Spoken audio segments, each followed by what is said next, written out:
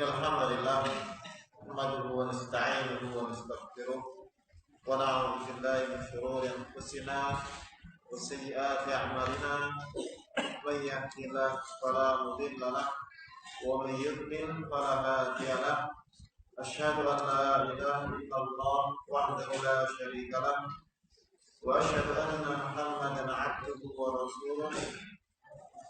يا أيها الذين آمنوا اتقوا الله حق تقاته ولا تموتن إلا وأنتم مسلمون يا أيها الناس اتقوا ربكم الذي خلقكم من نفس واحدة وخلق منها زوجها وبث منهما رجالا كثيرا ونساء واتقوا الله الذي تساءلون به والأرحام إن الله كان عليكم رقيبا يا أيها الذين آمنوا اتقوا الله وقولوا قولا سديدا يصلح لكم أعمالكم ويغفر لكم ذنوبكم ومن يطع الله ورسوله فقد فاز فوزا عظيما أما بعد فإن خير الكلام كلام الله وخير الهدي هدي محمد صلى الله عليه وسلم وكل محدثة بدعة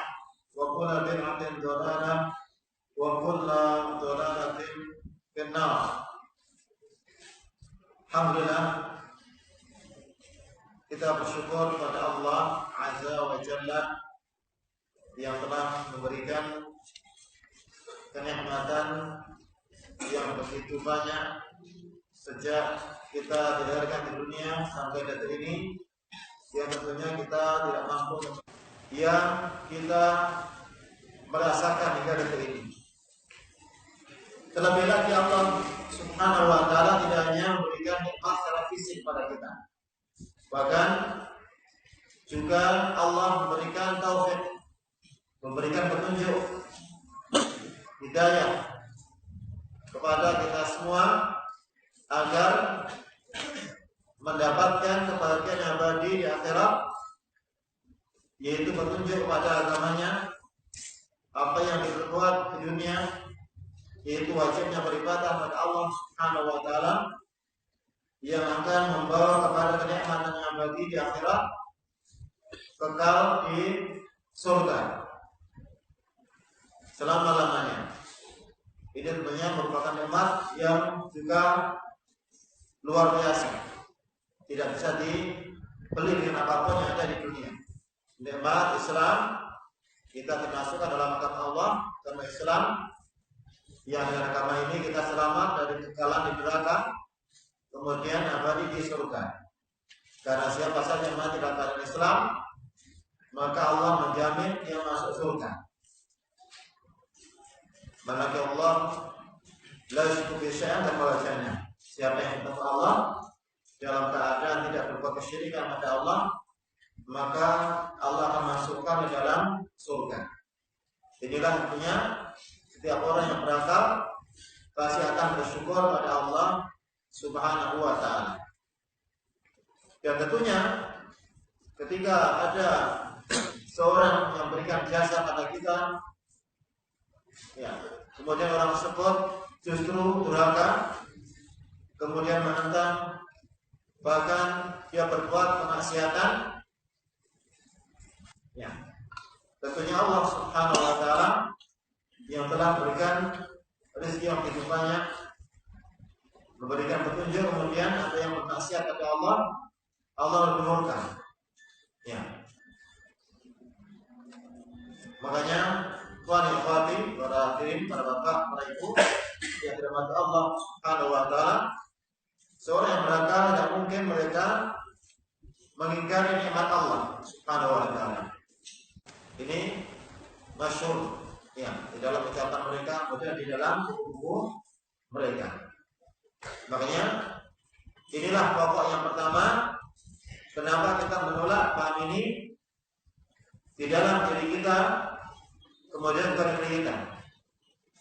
Ya, kita tidak mungkin menerima pahaman ini sama sekali sepanjang hidup kita. Seumur umur tidak mungkin kita menolak pemahaman dan kita mengakui atau menolak Allah Subhanahu wa taala untuk menolak komunis ini. Ya. Orang yang menolak tentang adanya Allah Subhanahu wa taala adalah orang yang paling celaka. Ya. Dan di negeri ini pernah terjadi sejarah yang kelam, sejarah berjayanya komunisme, ya, yang diwakili oleh Partai Komunis Indonesia yang sudah menyatakan partai yang dilarang dengan segala anaknya atau undergonya semua dilarang juga, yang pernah menguasai dan berjaya, yang sampai kaum muslimin tidak berjaya menghadapinya. Ya, sampai mereka ketakutan karena khawatir diganggu oleh orang komunis ini, bahkan sampai khawatir untuk diculik ataupun dibunuh oleh mereka. Insya Allah yang hadir di sini, ya, yang mungkin usia 40 ke atas semua mengetahui tentang cerita dari para orang tua tentang masalah itu.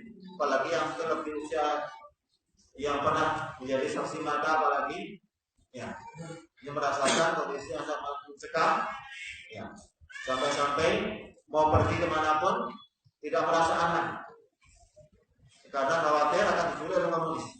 Yang meletusnya tahun 65 pemberontakan komunis ini, orang tidak berani keluar. Karena kalau keluar, bukan anggota mereka langsung itu kemudian dibunuh.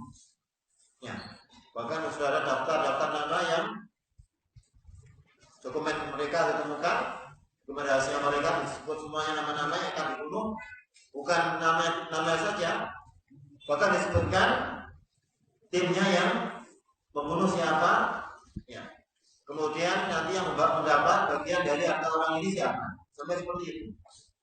Itu sangat mendetail sekali pakar mereka. Demikian ini juga yang diterapkan pada para petinggi militer itu, ya, yang merupakan musuh yang paling berat bagi mereka, yang kemudian juga mereka menggunakan segala cara untuk melaksanakan kemauan mereka untuk menghilangkan agama di muka bumi. Ini sangat berbahaya sekali. Bagaimana agama yang merupakan sebab kebahagiaan berusaha mereka hilangkan dari muka bumi. Mereka anggap sebagai candu masyarakat yang merupakan sebab terberatnya manusia. Para bapak, para ibu hadirin yang dirahmati Allah Subhanahu wa taala, maka di dalam kesempatan ini, sebagaimana juga telah kita dengar, merupakan hal yang sangat disyukuri, ya, pada tahun ini, pada bulan ini, serentak di seluruh penjuru tanah air digencarkan upaya untuk mengingatkan kembali di rakyat, diupayakan mengingatkan di kelab. Ya, justru mereka itu yang sangat menzalimi. Bahkan dia ada lebih zalim, ya, di Indonesia daripada partai komunis. Walaupun mungkin ada gerakan yang lain yang sekarang muncul, ya, seperti gerakan Khawarij yang melakukan teror, itu tidak ada apa-apanya dibandingkan dengan gerakan atau kejaman orang-orang komunis. Ya, bayangkan satu lubang sampai ada puluhan ratusan orang dikubur satu lubang, dimasukkan di situ, bahwa orang-orang itu yang dizalimi, kemudian mereka hendak meminta ganti rugi dan semacamnya. Nah, tadi kita sebutkan pokok yang pertama, ya, yang kalaupun orang-orang komunis tidak membunuh, tidak membantai, tidak menyembelih kaum muslimin, maka sudah ada pokok yang sebelumnya. Tanpa itu pun kita menolak. Apalagi mereka melakukan pembantaian massal dan pembunuhan yang kecil. Karena mereka menolak adanya siapa? Allah Subhanahu wa taala. Ya. Sampai masyhur mereka melecehkan agama, melecehkan Allah Subhanahu wa taala. Ya. Tapi ada kelompok drama mereka yang masyhur, Elektra, pernah mengadakan drama, ya, yang berjudul Matinya Gusti Allah. Apa artinya berarti? Meninggalnya Allah. Sampai seperti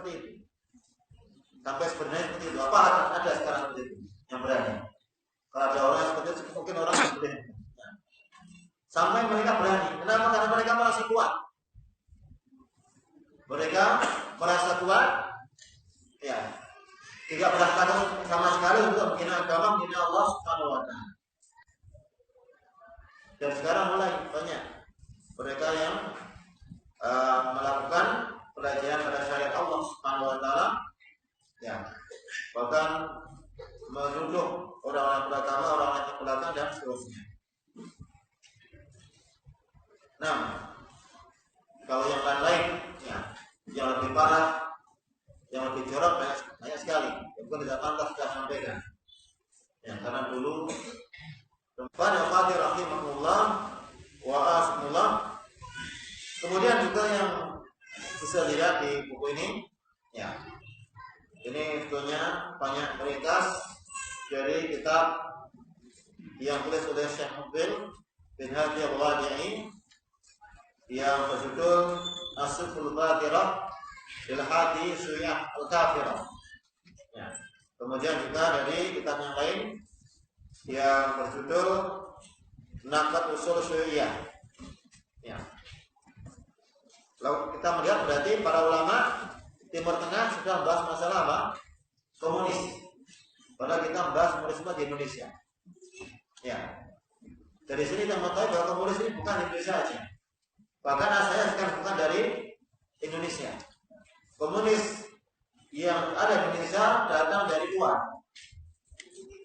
Ini sampah pemikiran dari luar. Dan Indonesia itu miniatur dunia. Tidak ada yang sesat, itu pula ada di Indonesia. Ya. Apa ada pemikiran sesat di dunia? Tidak ada di Indonesia. Ada nggak? Hampir semua ada. Karena apalagi zaman sekarang globalisasi lebih cepat lagi, pemikiran-pemikiran menyimpang langsung sampai ke negeri. Makanya melihat banyak para ulama sunnah yang mereka membahas masalah komunis. Karena komunis bukan hanya mengancam negeri ini, bahkan jauh sebelumnya sudah mengancam negeri Arab, negeri Islam. Bahkan sudah sampai tingkat mereka berkuasa dan mereka menjadi penguasa itu sampai membantai kaum muslimin. Ya, ingat di negeri Rusia. Yang Rusia ini juga banyak kaum muslimin di situ. Ada Armenia, Azerbaijan, kalau ada Shishan. Berapa banyak dari ulama-ulama di negeri Rusia yang dibunuh oleh orang-orang komunis. Ya. Di Jati 85 komunis membantai para ulama. Dalam kitab At-Tadlil Al-Harsi oleh Rauf Shalabi disebutkan di antara program komunisme adalah membunuh para ulama. Karena mereka adalah pemimpin umat. Ya. Jadi program komunis di antara program utama mereka membunuh para ulama. Kenapa ulama inilah yang akan menjelaskan kebatilan komunis kepada umat? Maka musuh utama mereka ini adalah ulama. Mereka panja para ulama disebutkan di antara ulama Turkistan yang dibunuh oleh komunis Rusia adalah Syekh Buna Lanjabri, Syekh Marwan Han, kemudian Syekh Abdul Muttalib Kamila, Syekh Ma'sum Mutawali, Syekh Abdul Ahad dari Han, Syekh Jumullah Yaakob dan banyak yang lain. Ya. Bagaimana Syekh Mubil berarti dalam kitab As-Siful Batirah Bil Hadi. Kemudian yang baru-baru kita mendengar pembantaian kaum muslimin juga di Suriah. Ya. Kita tahu Suriah pemimpinnya siapa? Bashar al-Assad. Yang dia menggantikan bapaknya Ibn Hafid al-Assad. Kalau teman-teman Suriah menyebutnya bukan Hafid al-Assad, Hafidul Kir katanya. Ya. Apa Kir? Kir kerak. Dipecah dua, satunya komunis, satunya apa? Islam. Sampai seperti itu. Alhamdulillah sekarang Yaman sudah bersatu. Tapi orang-orang Rafidah Syiah mereka tidak terima. Ya, yang buat makar dan membolehkan akhirnya kemudian Mamlakah Arabiyah Saudiyah memimpin koalisi untuk menyerang pemberontak Syiah yang alhamdulillah Allah menangkan kaum muslimin Ahlussunnah di Yaman hari ini. Sehingga orang-orang Arab kita mereka melalui kekalahan yang telak. Ya. Ini masyhur bagaimana pembantaian mereka. di negeri-negeri Islam. Kalau di Indonesia, ya, tidak usah banyak bicara, tanah saja di kepada orang tua. Ya, hampir semua desa itu mesti ada nama-nama ulama yang dijadikan target oleh mereka untuk siapa? Dibunuh. Tahun 65 apalagi. Ya. Alhamdulillah banyak yang akhirnya sebelum dilakukan ada yang sudah terbunuh memang. Ya. Akhirnya kemudian dicari kuburannya juga sulit. Alhamdulillah bisa ketemu banyak. Ya. Karena mereka selain bunuh juga tidak menghilangkan jejak. Mungkin dibunuh dimasukkan lubang, mungkin tutup dengan apa? Pohon pisang dan seterusnya. Sehingga tidak tahu itu adalah tempat orang yang mereka bunuh. Ya. Jadi tahun 48 mereka sudah melakukan berontakan di Madiun. Ini masyhur, dia ada di sejarah. Ya, ada sumur neraka di Magetan Madiun tahun 1948. Mungkin berontakan PKI ini sudah lama. Ya, tahun 1948. Sampai banyak sumur-sumur yang merupakan tempat penimbunan mayat-mayat yang mereka pantai. Ya, ini sampai sekarang masyhur. Saya lihat di Magetan Madiun tempat tersebut. Kemudian juga di tahun 1965 berapa banyak ada kaum muslimin yang mereka pantai dan mereka bunuh. Ya, ini sejarah kelam yang tidak mungkin kita melupakan. Ini saya sangat heran kalau ada orang tidak tahu. Ya, padahal ini sangat jelas sekali.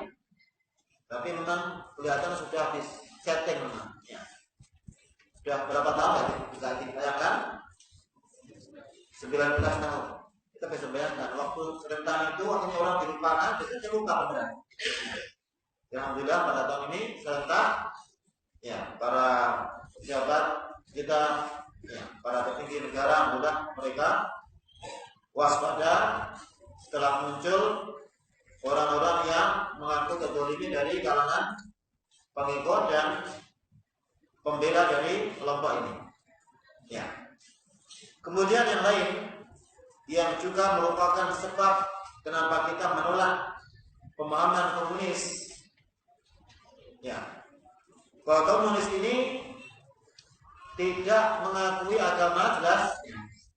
Kemudian yang kedua tidak mengakui adanya keluarga. Tidak mengakui adanya apa? Keluarga. Kenapa? Karena menurut mereka, ya, yang berat mendidik anak-anak menumbuhkan rahasia dan negara. Ya. Ini yang menyatakan ini bukan hanya orang komunis, bahkan bahannya komunis. Bahannya komunis. Ya, datuknya komunis. Yaitu Plato.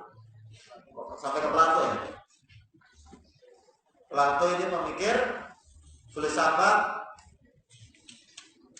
ya, Yunani, yaitu pada tahun 427 sampai 327 sebelum Masehi.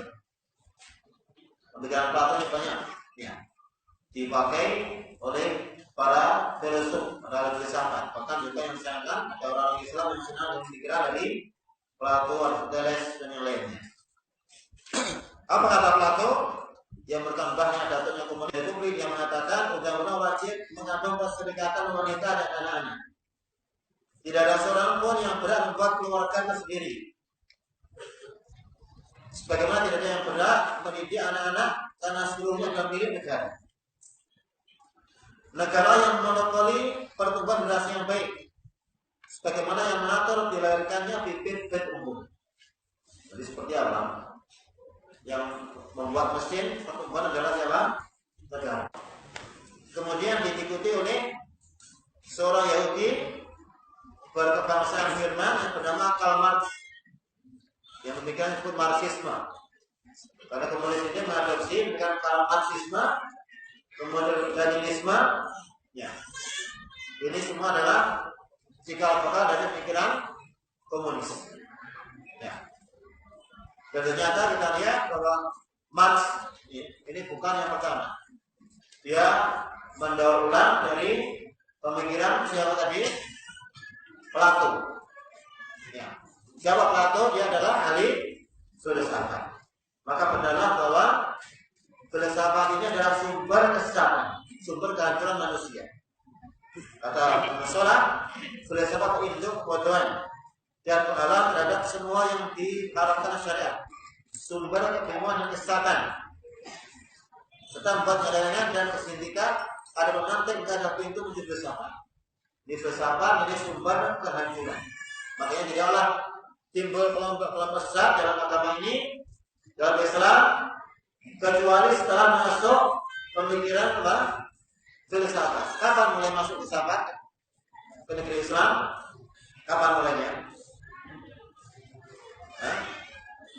Kapan mulainya filsafat masuk ke negeri Islam?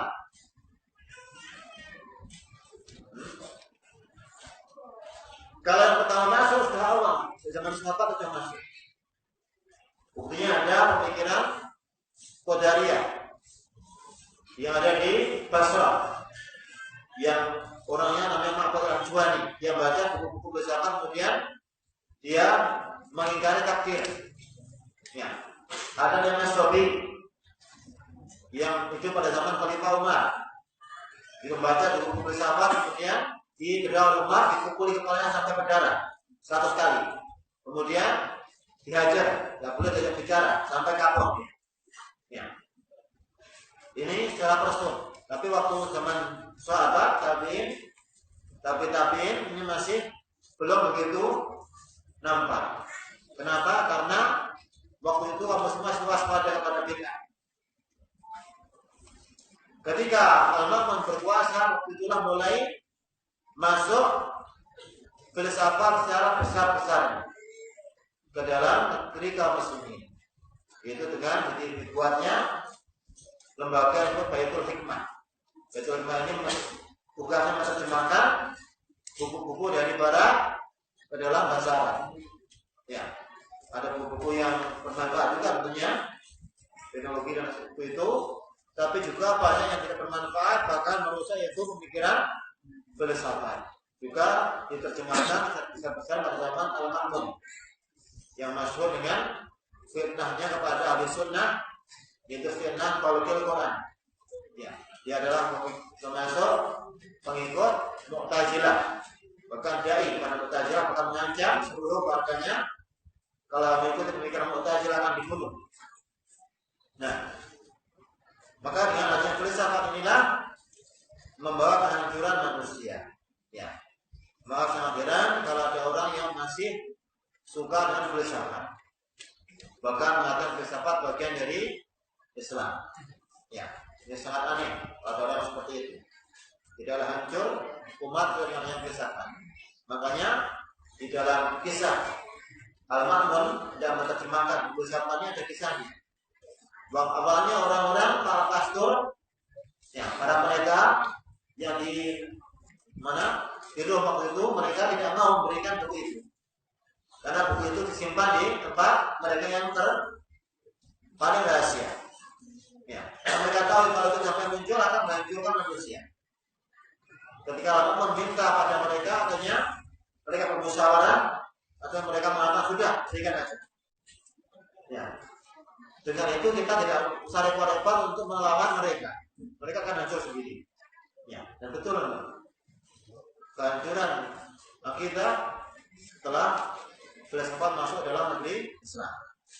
Para diri kaum muslimin, qala rahimahullah wa sallam, demikianlah bahwa pemikiran komunis mereka mengingkari adanya pernikahan. Ya.